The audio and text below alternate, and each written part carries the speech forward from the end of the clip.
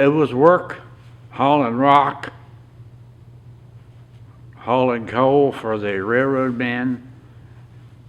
And I got my license when I was 14, and I started doing a man's work. Never did have much education. I educated myself. I worked all my life. Started when I quit school when I was 14. No education, no trade. I mean, that's a pretty pitiful scenario, I'll tell you. I worked with people that been to college all over the country. With Erie Insurance and another insurance company, Paul Revere, for Boston. I was one of their top agents out of Richmond. When I went to Richmond to the Bureau of Insurance about 25 years ago, or 30, whatever, it was 4 other agents with me. I drove, and they all had college degrees.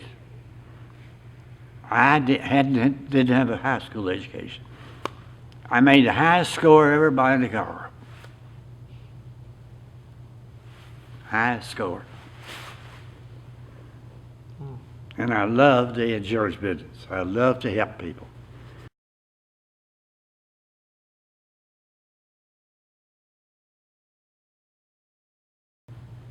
So I got my walking papers from Uncle Sam on the 17th of February 1943. So I went through Morocco and Algeria and Tunisia. We landed in Palermo, Sicily. And they marched us out. I slept on the lava rock at the base of the Mount Etna volcano. That's the most active volcano in Europe today. So one night, I said, well, we had tents with an inside thing because of malaria, and I said, I think I'll write a note to my mom. So I went in the tent, I got my pencil, paper, and I had a candle burning, and I started writing and fell asleep. Burnt my inside net up. It didn't bother me too, but 19 years old, I didn't care too much about that, because I knew I was going to Europe anyway. So we were there a couple months. We trained half a day in swimming in beautiful Mediterranean Sea half a day. They wanted us to do that. On D+4, we landed on Omaha Beach. The first guy in front of me went head first, rifle, all underwater. I guess I was about like this. 19 years old. So we got off. We went on for a little while till we ran into the Germans. And it never worried me that much, although I did lay on a wet ground some nights and pray.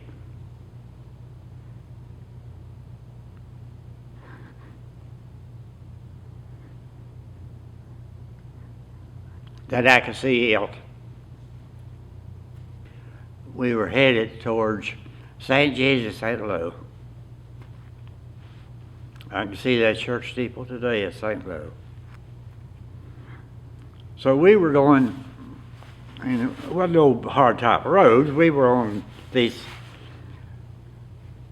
So my best friend from Manassas was next to me, and we were heading towards St. Louis sometime that afternoon. And the Germans were shelling us with 88s. Horrible. Horrible sound. That and the screaming Mimi mortars would drive you up the wall. So anyway, all of a sudden, we had a tree burst. And got me right here, and got him.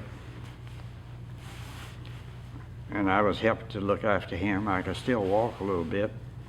So we had an aid station about as far as here down the intersection. So he and I ran down there, carrying all my stuff. So the first thing happened when we got there, there was 2 ambulances and 2 American medics. They made us, both of us had to give them our guns. I had to give him my beautiful P-38 and .45 and rifle, and put us in the ambulance with the German PWs. So after a little bit, got back there, I couldn't walk. That was it.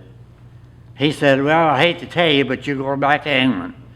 I said, well, that's good. I'm hungry for fish and chips. So put us on the hospital ship. Put a penicillin IV here and left it. I had to have penicillin every 4 hours. And so I got in the hospital there about a month. They operated on me. And I got up about 1 o'clock, and what do you think? Malaria fever hit me from Africa. At night I had 5 blankets on me, a hot water bottle under each foot, heel, and a nurse. 105.2 temperature. And they worked on that for a while, and if that wasn't enough, I got the scabies. They had to put me into a bathtub. I was telling one of my doctors in Rockingham County about that a few years ago. He said, well, Pete, they don't do that anymore. And they had to put that stuff all over me. Dr. Hearn says, well, they do that, but shot down. Well, finally, I was there 3 months. I tell you the truth, I guess it was crazy, but I wasn't too concerned one way or another. I really wasn't. I wasn't that brave. I'd been shot. I'd been in combat. I'd captured 3 or 4 German soldiers. I wanted to see Elton. But most of my time was overseas. I was overseas almost 3 years. 8 different countries. I had a gabardine shirt that I really liked. I needed it altered. This one guy said, I knew who would do it. This was in Ludwigsburg, pretty good-sized place. So 2 or 3 of us that night decided to go. We was going over to see Bill. He was sort of a tailor in the dark. We got over there, and I showed him my shirt. So it was sofa, sort of a chair sofa there. I laid back and looked up, and he was a German captain. But that didn't bother us. It wasn't that you didn't care. It was just the idea you couldn't get up worrying yourself sick. Germans had that down, and they were good people. Germans, I still like Germany. I tell you, I like it.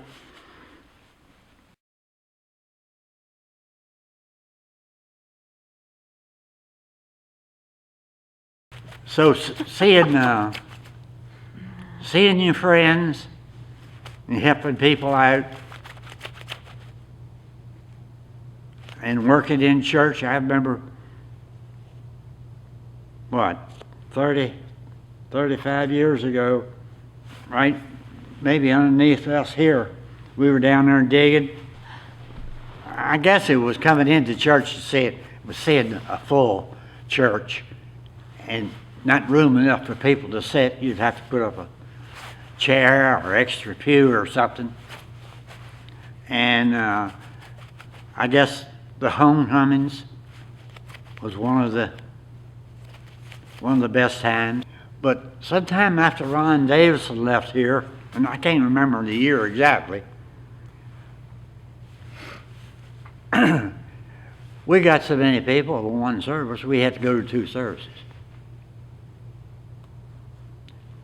And for about 8, 9, 10 years, I made 2 services this church every Sunday. It was longer than that. Longer than that. Oh, Lance, yes. I was a head usher. I made 2 services every Sunday.